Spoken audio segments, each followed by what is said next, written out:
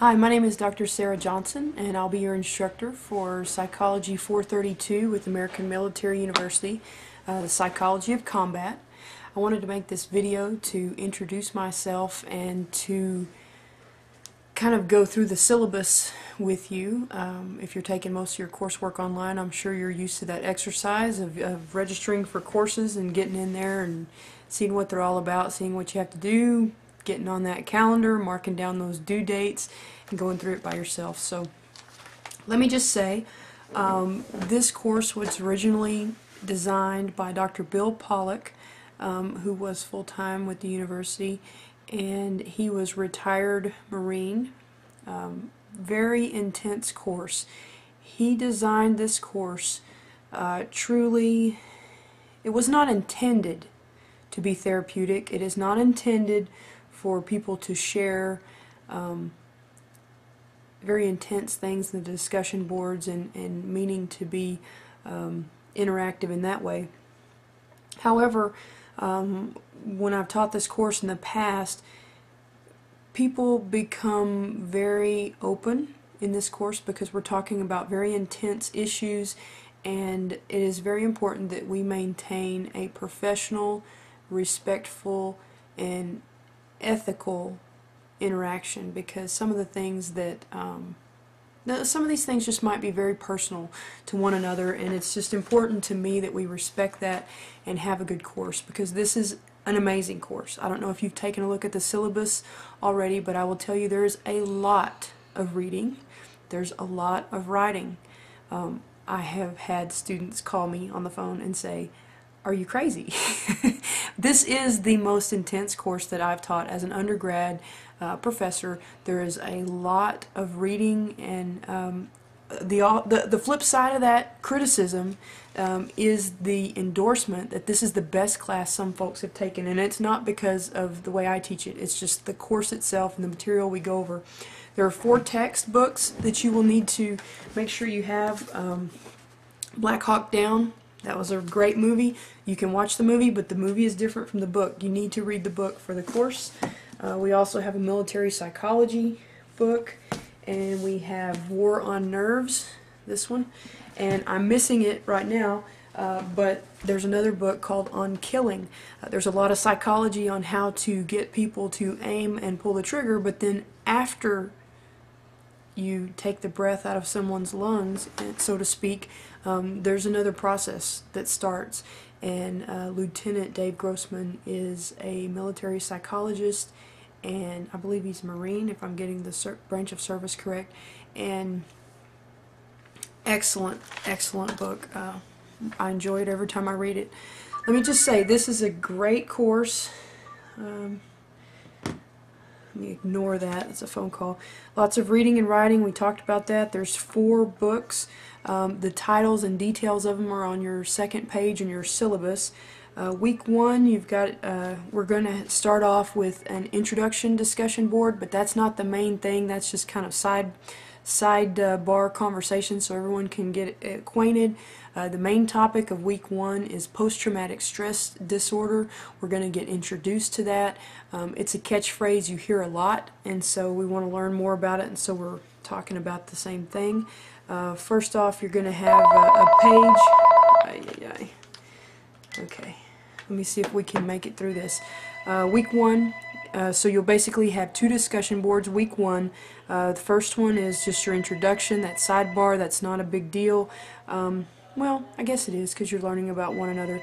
The main thing that's going to be graded that week is the post-traumatic stress disorder discussion, and then you will have your first paper that'll be due on that week.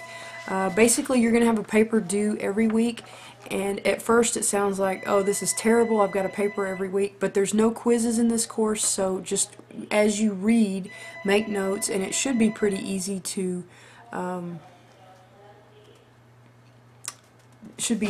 through there. So the discussion board in week 3 is going to be about a firefight. We're going to talk about details in Black Hawk Down, and many of you have that combat experience, and depending upon your comfort level, you either will or won't share details. And this is an interesting course because I'm the first to say I do not have combat experience, and the first time I taught this course I was pretty nervous about that, honestly. Historically I've thought, you need to have common experience, but my approach to this course is I'm the guide on the side. I lay the psychology on the experiences we talk about. In one way, it could be a criticism because I don't have combat experience, and so a person might say, well, you don't know what you're talking about, you're not a cohort. Nowhere in this course will you see, hear, or read me write or say anything to the effect that I understand. What I can offer to you is reflection. What I can offer to you is the psychology of what might be going on, and give you a way and some tools to look at certain situations so that we can be aware. We talk about things like barriers of seeking help in one of the discussions because there are stigmas involved. You ask people to be Marines and to be killers and to be the grunt and out there doing things, and then you expect them to come home and flip a switch and all of a sudden be able to say, oh yes, I'm suffering from some of these issues, I need some help. That just doesn't equate in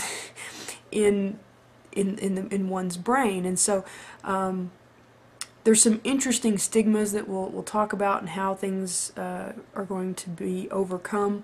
We talk about the POW experience.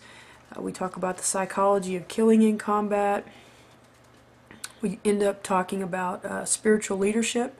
Many people, after they've had these combat experiences, they kind of have a different outlook on life.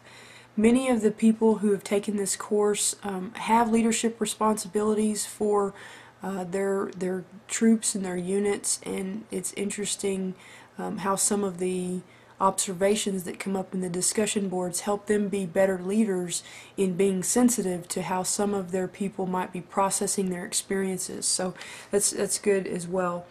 There's a long paper that is due on week 4. It's over Black Hawk Down. We've gotten very good papers on this. The people who've read this book have really enjoyed it, and kind of like I've mentioned, some of the leaders, they have incorporated it into their leadership style and said they're going to require that their units read this book as well, because there's some good things that come up in conversation that you can process, and it makes it safer if you're talking about something else or someone else, but you can talk about that common experience. So anyway, running out of time here. We'll end up with a final exam or project. You can write a paper, you can make a video, you can do PowerPoint. One of the final exam projects I had that I really enjoyed, one of my students, he did a final exam PowerPoint, and we set up a time and he called me and we went through it on the phone, put him on speakerphone, and just as a presentation he went through it play by play, and it was fascinating. It was very well done, very well done. In closing here, I've got about a minute left. I want to say I'm not here to bust your chops because that's the only thing I have to do. But I do want you guys to become better scholars, and that is something that is very important in academic writing. So when you write, I want you to take some time and look at the APA format. I want you to look at how you give credit in papers. If you pull something from one of our textbooks, great, but just give credit. That is incredibly important, and as scholars and academics, you're required to do that. And if you pull it from a source and you don't give credit, I will take points off. So I don't mean that in anything uncomfortable at all, but I just want you to be better scholars, and I have had excellent and wonderful experiences with my AMU students, and I know that you guys are capable of doing a great and fantastic job, so that's my expectations. So we'll see you in class. Thanks.